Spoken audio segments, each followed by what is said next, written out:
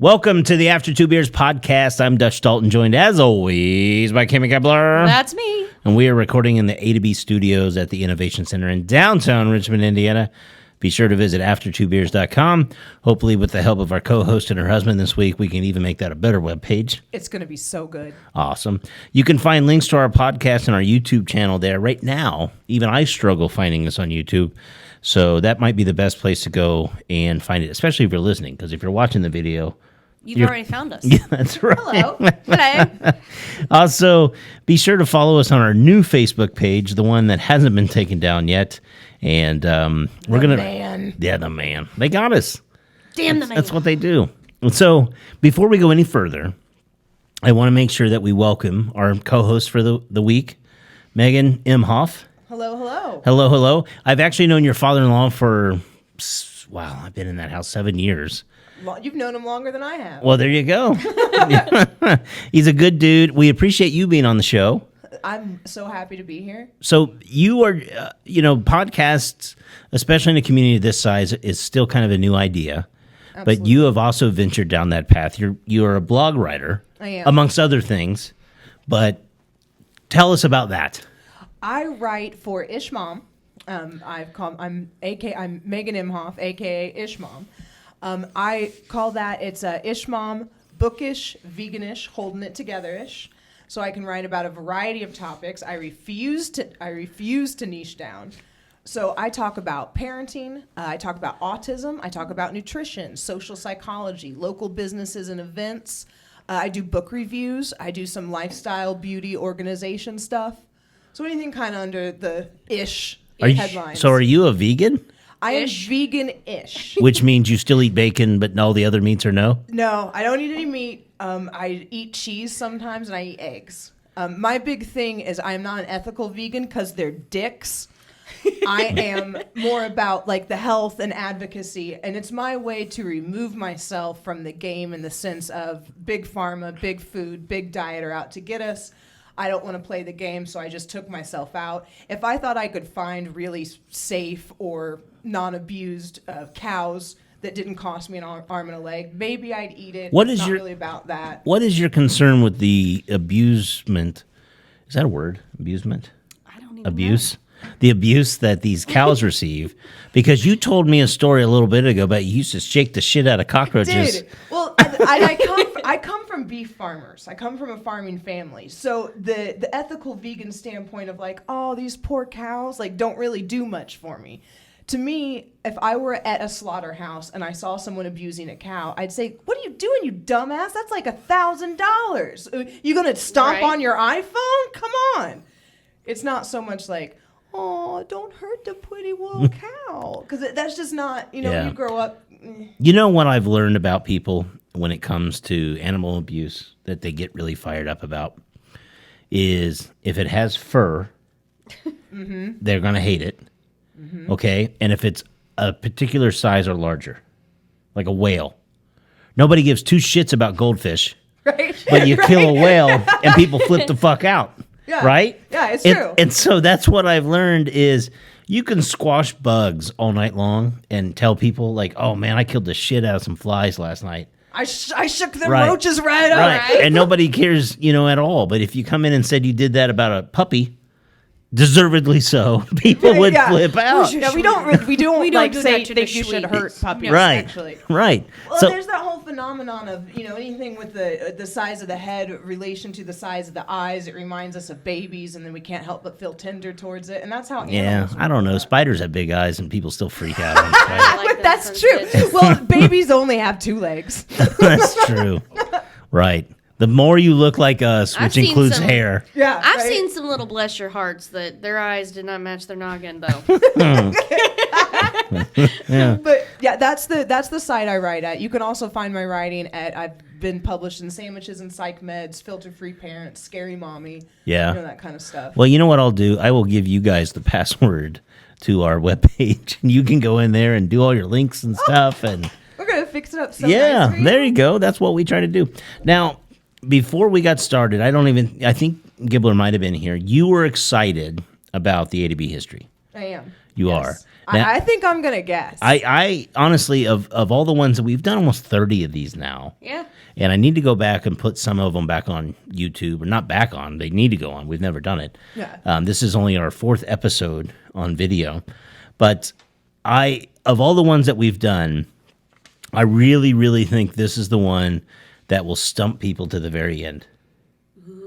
There is, Challenge accepted, sir. yes, Okay. yes. If I get it early, should I just like wave so I If, don't take your I'll tell you airtime? what. You know what you can do? We need a buzzer. You can write it down. Okay. And so then if you think you have it, actually, you know what we'll do? Right before we reveal it, I will ask you both for your guess. Okay. All right. And then if you get your guess right, then I will applaud you both. I will build you both a statue. Because of all of them that I've put together, I think this one's going to be the most difficult to guess early. Are Okay. you trying to stump me? All right, Come so- on. This Bring is it gonna on. be so good. Plus, we want to talk about the A to B History Wagon, which I think needs to be a T-shirt or a sticker of some sort. Yes. We've put a lot of time and effort into at least visualizing what this thing looks like. But let's go ahead, and we're going to set our flux capacitor to the mid-1960s. We're in Chattanooga, Tennessee. Chattanooga. Now, this is all right. a pivotal time for the United States. We're in the mid-60s, so you're talking about people that were protesting the Vietnam War, marching for equal rights, a lot of things going on. And we are going to meet a kid that's in high school. And so he's in high school. He's in high school in in the the mid 60s. '60s. the 60s. Okay. But Born around 1940. so we're going to refer to him as the future activist. But fortunately for him, living there in Chattanooga, he didn't see these kinds of protests. But in 1966, that would all change for the future activist as he enrolled at Morehouse College in Atlanta. Okay, so he's African American. Yes. Okay. He the first guys that he had met that had gone to Vietnam were there at the school. And he said for him it was a big deal because they would be running up and down the halls. They're 18-year-old kids. They're playing cards or listening to music, and these are guys that had gone and had come back and said, you guys need to take this stuff serious, because if they pull your card and your grades aren't good enough, you're going to end up over there, and it's bad. You don't want to do that. Right. And so for this future activist, it took hold. And then a year later, his cousin was killed at the same age that he was in Vietnam fighting the war. So it kind of took this kid from Chattanooga that was just kind of like I am, just chill and don't give two shits about most things. And he started to oh, maybe I need to do more. Time to care. Yeah, exactly. But it was an event in 1968 that made a big impact on the future activist that led his path to making a difference. It was the evening of April 4th, 1968. Oh, is it Robert? No, No. Okay. close. Now a sophomore, the future activist was getting his supplies together for campus movie night. And he was actually at a liquor store buying a quart of beer when the cashier said Dr. King was shot. And he asked, the future activist asked, he goes, is he dead? And they said, no, not yet. So he grabs his beer and he goes on to the movie theater just like, a normal person would.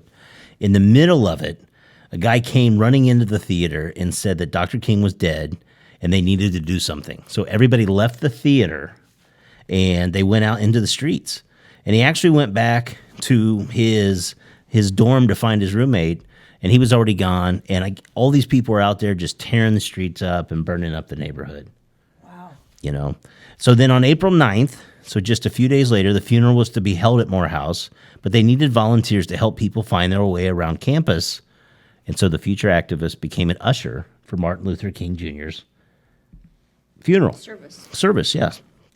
Now, all of these events really lit a fire inside the future activist's heart, and he jumped into campus politics. As he described, not a professional hippie, he said, I became a hippie, and as he said with his own words, I was taking acid and listening to Jimi Hendrix. At the time, As one does. right? I mean, Yeah. Come on. Yeah, we were going to call this after 2 acid drops. Yeah, after 2 tabs. I was out on that one. Right. Do you guys see the goat? Right. The first episode was horrible. We canned it. The dragon really interrupted Right. some shit. I just stared at the screen watching the. Cried at the end. Just curled up and cried. Bad shit. I was thinking about all those shaken up cockroaches.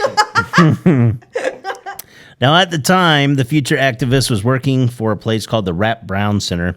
The what? Rap Brown. Rap? R-A-P. Oh, rap. Rap Brown. Okay. And they said that we fed kids in the morning and we did field trips and lived in the Student Nonviolent Coordinating Committee house in Atlanta. But now in 1969, the activist and his peers petitioned the Morehouse Board in 1969. Now, when I say they petitioned it, what they wanted to do is they wanted to speak with the board. And at the board at the time, there was a lot of white individuals, and they felt like they needed more minority membership. Yeah. So, but the board wouldn't allow it. So they had chains that were used to block the path so you wouldn't walk on certain parts of the grass. They took those chains and wrapped it around the door and held these people hostage for a day and a half. Oh, wow. Yeah. Now, one of the tactic. right. Now, one of the hostages was actually Martin Luther King's father. And this was after his son's death. Passed. And he was complaining of chest pains, but they didn't want to unlock the door. So they actually raised a ladder up and got Martin Luther King Sr. out of the room. And the hostage situation lasted for a day and a half. Wow. Yeah. Now, the whole thing was negotiated that they wouldn't get kicked out of school. And then when they were gone for summer break, they kicked them out of school. Right? Bastards. Right. No, they just didn't ask him back. Right. Right. So, but the things are getting worse now for the activist. He became very anti-war because of the death of his cousin. And he saw the issues that were going on, even on his own campus, with diversity issues within the community. And he thought there was actually going to be a war within the country. So this kind of reminds you, if we'll go Forrest Gump, back in the Black Panther days, and you had a lot of people that were pro-Vietnam. It was, so there was a lot of clashing, and he was convinced there was going to be a war. So the group that he was hanging out with, they actually started gathering guns. They were building a militia, more or less. And that's when it put him on the radar for the FBI. And the FBI went and visited his mother in Tennessee, and they told her that she needed to get him out of Atlanta or he was going to end up getting killed. Oh, wow. Because he was becoming that prominent of a figure in this uprising. Okay? So the mom got in the car and she drove to pick her son up. And as she told him, it was to take him to lunch, right? So he gets in the car and she drives him to the airport and she said, "You get on this plane and do not get off." And she was sending him to Los Angeles to go live with his aunt. It sounds like Fresh Prince, but it's not.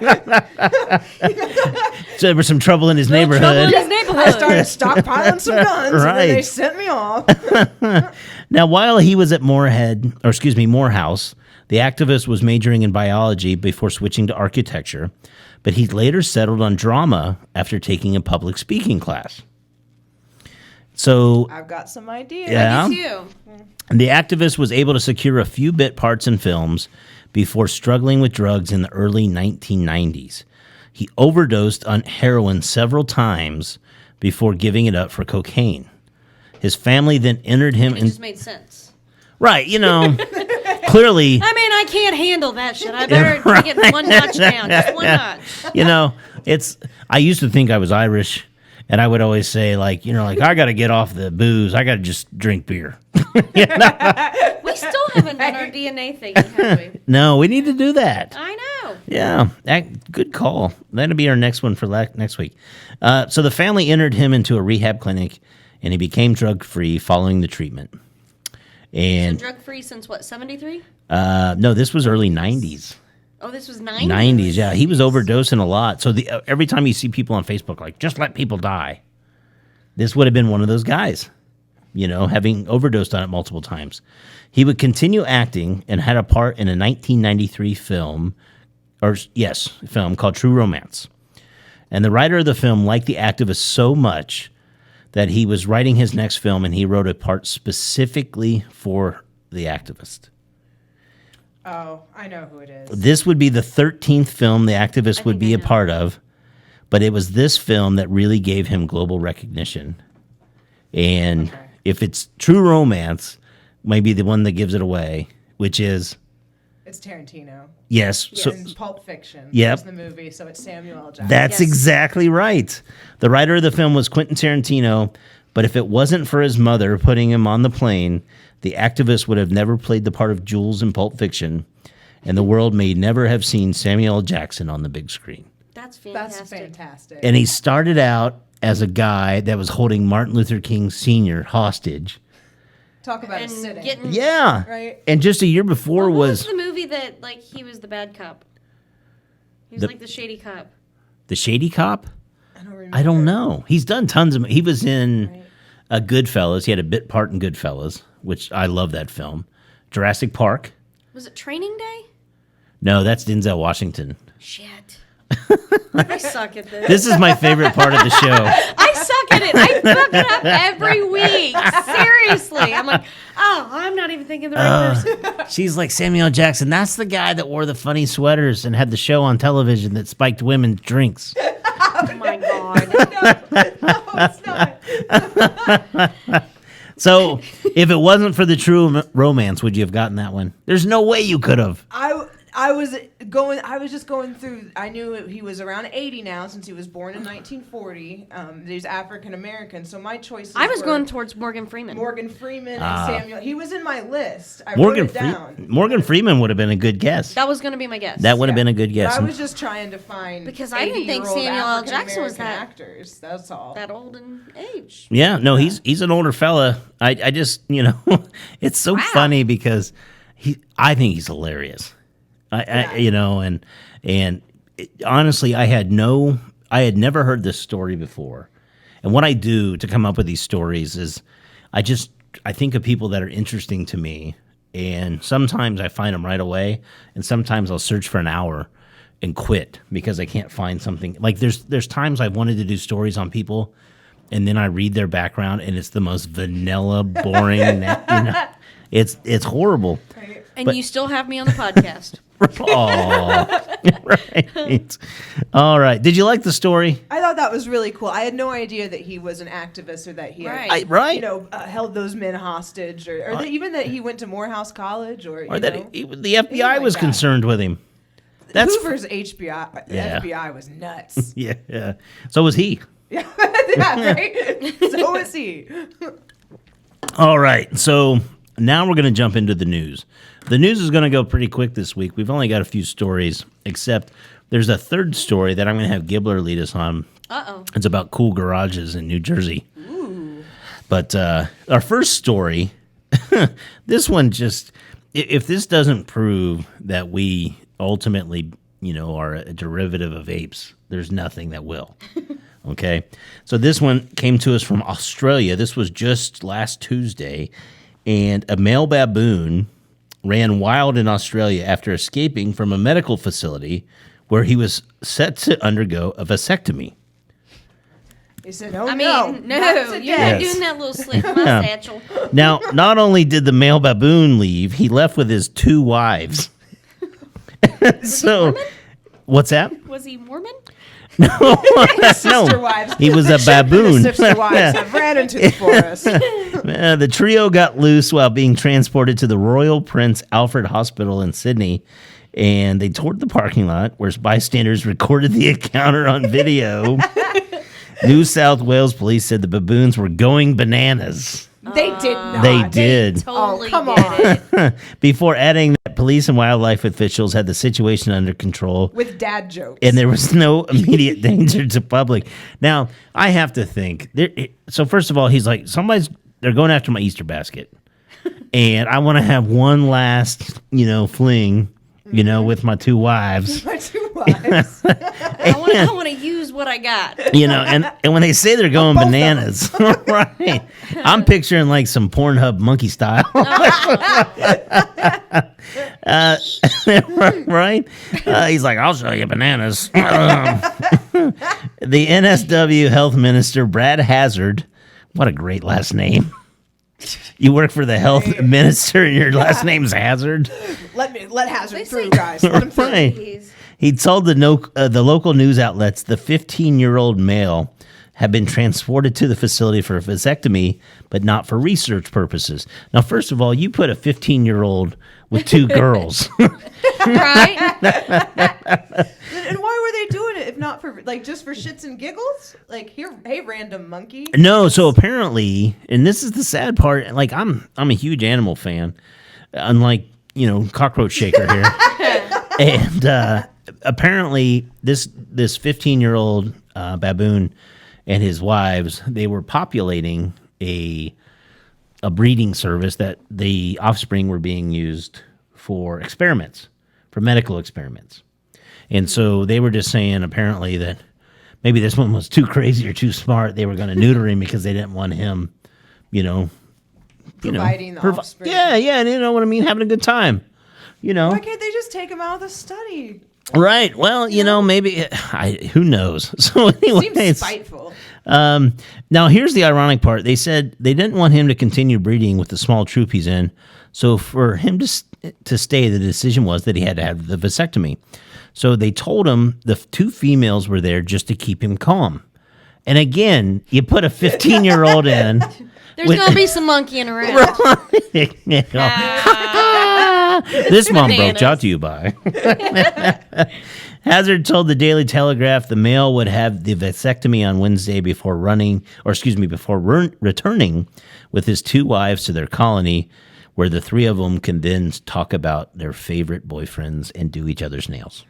And then use ice packs on. Right. Yeah, I made the last part up. Yeah. But yeah, they're going to return, and now they're not going to make babies. The three baboon escapees have been captured unharmed after handlers from the Trezonga zoos tranquilized them, which I'm guessing the male was already asleep. He rolled over. Right. Yeah. Hazard told the Morning Herald that he was Not stunned. in the spot, though. Yeah, this. Yeah, no. Yeah. That was her spot. That's the good thing about the ground. Now, here comes. Now, we've done this show now a little over 2 years, and we've read all kinds of news stories. Right. For a long time. Here, this is possibly my favorite quote that I've ever read on this show. Okay? This comes from Hazard. Hazard told the Morning Herald that even he was stunned to see the baboons on the loose in Sydney. He goes, I thought I'd seen just about everything as the health minister in NSW, but a baboon threesome enjoying the grounds on Royal Prince Alfred is really surprising. Oh, I love he says really surprising. And it's like a threesome. Yeah, that's how He's like, I haven't seen a three-way since I was at Skyline in Ohio. Right. Since I went into the bathroom at a Walmart. Oh, now here's our second and final story for the week. And this one comes from Alaska. And this was one that I've heard this 1,000 times. And now I'm starting to wonder how often this happens. Okay. An Alaska-based airman was punished last week for reportedly peeing in an office coffee maker. The incident was... Yes! So, like, you work in a big office. I work in a small office now. But Right. you work in a big office, and there's, like, a communal coffee pot on different floors and things. So, Right. literally, you go in first, and you're making the pot of joe, and you drop, your tinkle-tankle in there, and then people drink it. That's a pissy way to start your morning. I promise you that. He's big mad. Right. Was he big mad? They said... Why would he do that? Well, let's continue reading here. The incident was reported in a newsletter written by the legal office of the Anchorage Joint Base Elmendorf-Richardson on February 13th, although many of the details remained a mystery. According to the newsletter, this is a fun newsletter. He was just trying to warm up and ended up having to pee. I think this is an awesome newsletter. I want to get a hold of this one. The Airman First Class violated 2 articles, one being Article 2292, I'm so glad someone wrote this stuff down. which is a deregulation of duty. And as it was quoted for... So he pooped in it too? No. No, your duty. For failure to refrain from urinating in the office coffee maker. I love that failure to refrain. Right. As if, like, I mean, I was trying to hold myself back, but then I was. Right. There That I was, means- and I was yes. like, I gotta do it. I'm with Megan on this one. That means there's a lot of people in there that's like, I want to do it, but I can't. people just walking around with their dicks Refrain. out. Right. Like, Just, you know. but I can't refrain anymore. Yeah, I was refraining. I can't before, refrain but anymore. Right now, I Right. can no longer. Crazy man on a mission. The airman also allegedly violated Article 86 absence without leaves for 5 days away from his duty. Duty again. I want to know how you keep a job for pissing in a coffee pot and then just not showing up for We're 5 days. just going to suspend you from school. Oh, for they 5 did. days. Yeah. So here's what they Seriously. did. They, due to his actions, the airman received a reduction to Airman Basic, the lowest enlisted rank in the United States Air Force. The airman also received a reprimand. Don't piss in the pot again. And show Smack up. and get some detention. Yes. And so, although it was not clear what that entailed, according to Task and Purpose, a military-focused website. So literally, he's still, they didn't kick him out. It's amazing what people I mean, get away with. he just has to keep trying to refrain. Keep refraining. Yeah, it's not just try a little bit. Like, So- They need to retrain on the refrain. On your floor, there's 65 people probably Yes. with all the different roles. Yeah. If I said to you, Gibbler, come up with a list of 3 people That might pee that in my might pee in it, I guarantee you'd have it within a few minutes. Right. Yeah. Does it ever make you wonder, like, have you guys seen the movie Fight Club? yes. Like, we don't I talk love about it, Fight though. Club. Yeah, no. Well, we're getting ready to talk about it. Oh, that's the number 1 rule. When they talk about the food's Article clean. 92. How Talk much? about Fight Club. Yeah, that's right. Let me see here. I'm going to get deregulated of my duty. Refrain. Yeah, About your refrain duty. from talking about it. Right. I can't refrain. I got to do it. I'm going to get knocked down to the Airman Basic, Podcast Basic here. So, how often do you think the food you ingest at a restaurant is not clean? It has to happen. I don't want to think about it. I don't want to talk about it, but I can guarantee you that it's a lot. Now, here, I think when you get older, from I hear from people who are more professional servers that they really that's like really unprofessional. They look down on it. But as a teenager who worked at Burger King for 4 years, did you do nasty shit? if you gave me too much attitude, I was the drive-through manager. And if I didn't, and I mean it had to be extreme, and people are, because people are dicks. I would get on the microphone and whisper asparagus, and then I don't know what happened to your food, but something happened to it. Really? Absolutely. So, like on Super Troopers, Do you remember I the got movie Waiting? a burger for Yeah. a cop. It wasn't like that. It wasn't that bad. They were back there bat winging on your cheeseburger. Yeah. It wasn't like that. I think like maybe they'd wipe your bun on the floor. Or That's maybe still nasty. Oh yeah, I'm not like saying it's not bad, but yeah, that's why you should. I wrote an article called 36 things I've learned in 36 years, and on the list is be nice to Right. the people who Oh, prepare your absolutely. food. Absolutely. I refuse to send anything back to a kitchen. No. I don't want that out of my sight. Right. Once it's out there, I don't care if I ask for it medium rare and it is as well done. I get warm beef jerky tonight. That's Right. fine with me. I'll just, Right. if my food's cold, I'll just take it home and warm it up at home. And it's a thankless job anyway. Like Now, are you guys germaphobes? not anymore. No? No. Yeah, you get puked on by a kid and it changes your whole attitude. Yeah, my kids are little. I was gonna say like this whole peeing on stuff at the office. People pee on stuff at my office all the time. That's not noteworthy. I just get some wipes and go on. You get Gibbler drunk enough, she'll piss on stuff too. I didn't mean like a golden shower. That sounded No, that He's sounded just- weird. Yeah, we've That been joke- friends long enough. He's seen me pee in a few parking lots. Yeah, that's true. happens. Yeah, that joke went too far. My bad. But no, one of the reasons I ask is one of my, I don't know, it's quirks. We all have our own quirks, Yes. right? Yeah. I like soda fountains, drinks, and I can't take the first lid that is in the No. container. Right. I used to do that. Yeah, like it freaks me out. I don't know how many people have handled that and where their hands have been that day. But then the one that I don't like But you using. don't know whose hands touched it to refill that thing. They That's may have true. touched every single one of those That's lids. very true. Now, when I go to a restaurant, for the most part, I don't use straws. They give you, and it's not because I'm trying to save turtles. It's just I don't use straws. I just drink out of the cup. Why? And why do you do that? Oh, because I don't know how well they really cleaned that cup. All right, so But I'm still drinking out of the cup. It's just I don't want to put my lips on all right, that. okay. It's now. Here's why I'm gonna freak everyone out that listens to this or watches this or you too. You think about that, right? You're freaked out. Can you imagine the mouths that have been around your silverware that you put in your mouth? I think about that all the time. Right? I just tell myself it's How do you better. explain that you got the herp from a fork? I mean, normally when you're forking, that's how you get the herp. But no. Well, like a baboon three-way. It's bananas. But it's bananas. Where'd that cold sore come from? You went ape shit on me. Crazy story. Story. So, no, think about that. Think don't want to. How many mouths, like, that's, like, especially if, I don't know, go to a, just a buffet, I mean, like a buffet. I you said want to buffet. know what's really bad?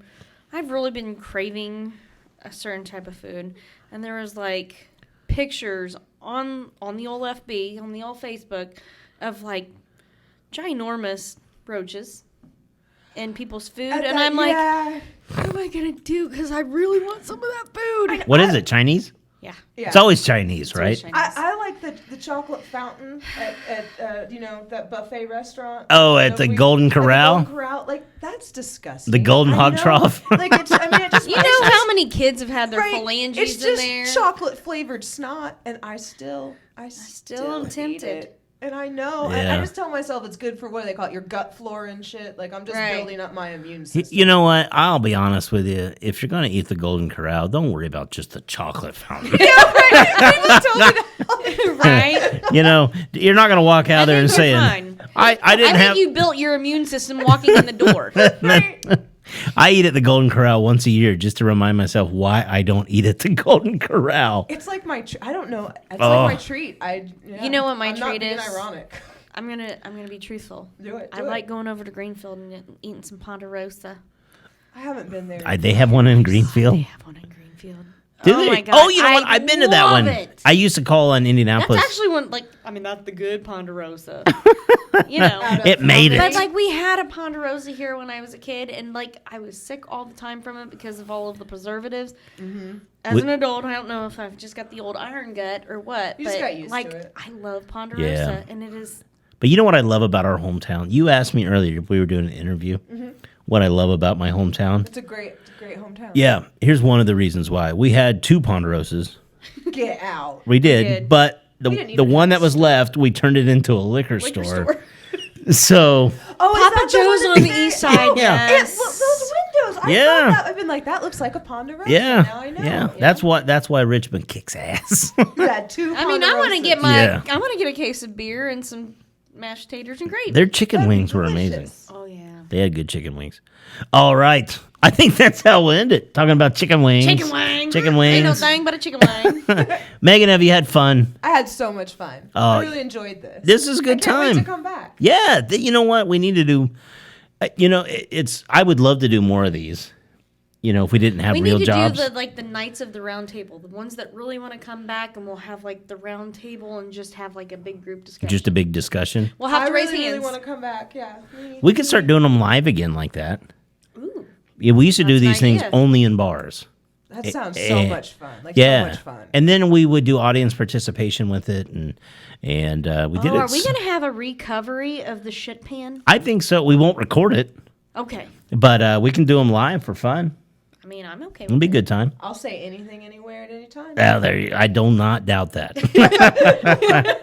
Well, we got to make sure we thank the Innovation Center again. Without them, we wouldn't be able to host these shows here. Thank you so much. Yes, absolutely. Megan, thank you so much. Again, tell the listeners, the viewers, where they can find your blogs and all those fun things. Yeah, come check me out at ishmom.com. I've got a Facebook page also, Ishmom, ISHMOM.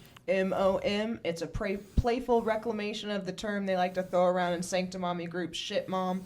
So come, revel in some hilarity with me. And some, real tips and techniques and... Just the tips. yeah, Just the tips. Just the tips. Good tips. Yeah, that's the biggest How lie. she got pregnant. Yeah, right. That's right. That's almost as big as the lie they say is "I love you." Oh, I'll call tomorrow. Yeah, right. you're the only Oh, that's right. All right. Well, thank you, Gibbler. Always. Yeah, absolutely. And I guess we'll just talk to him next week. After 2 beers. All right. Thank you, guys. Oh, it's our pleasure.